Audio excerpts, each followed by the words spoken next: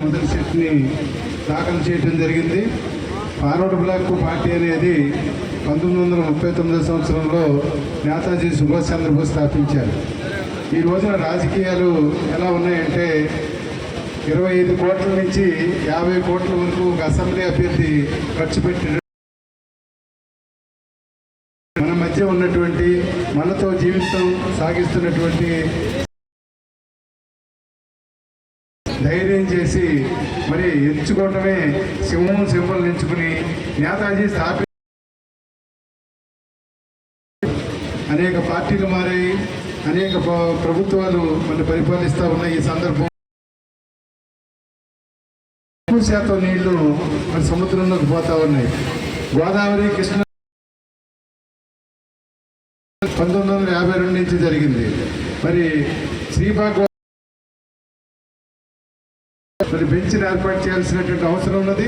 అలాగే రాయలసీమ పేదరికానికి గతంలో పరిపాలిస్తున్న పార్టీలే బాధ్యత వహించాల్సి ఉంటుంది. అలాగే కోటపాటి సుబ్బమ్మ గారికి ఓటు వేయడం ద్వారా రాష్ట్ర సమగ్ర అభివృద్ధికి ఒక సరైన ప్రణాళికతో ఫార్వర్డ్ బ్లాక్ పార్టీ పోతా ఉన్నది. ఎమ్మెల్యేగా కాకుండా చట్టసభల్లో సామాన్యుల కష్టాలు తెలిసిన, సామాన్యుల గురించినటువంటి బాధలు అన్నీ కూడా తెలిసి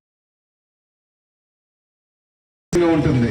కానీ ఈ రోజున డబ్బు ఖర్చు పెట్టి మరి కూలీ ఇచ్చి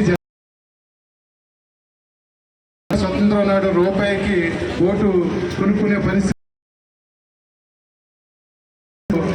3,000 రూపాయల నుంచి 5,000 రూపాయల వరకు ఓటుని అమ్ముడు చేసుకుని కొనుక్కునేటటువంటి ఈ మార్పులకి అధిగమించి మనం అంతా కూడా ముందుకు పోవాల్సిన అవసరం ఉన్నది. కోటవారి సుబ్బమ్మ గారికి ఓటేయడం ద్వారా ఈ దేశానికి స్వతంత్రం తెచ్చిన నేతాజీ సుభాష్ చంద్రబోస్కు సంబంధించినటువంటి పార్టీ కాబట్టి రాజ్యంపేటకు మన కోటపాటి సుబ్బమ్మ గారు ఖచ్చితంగా స్వతంత్రాన్ని, స్వేచ్ఛని, బాధ్యతాయుతమైనటువంటి వ్యవస్థని తీసుకురావడానికి ప్రయత్నం చేస్తారు. సభల్లో మరి ఆవిడ ప్రసంగించడానికి, మాట్లాడటానికి అవకాశం ఉంటుంది. కాబట్టి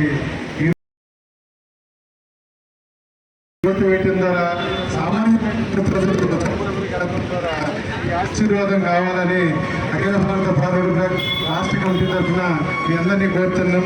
జై హింద్, జై నేతాజీ.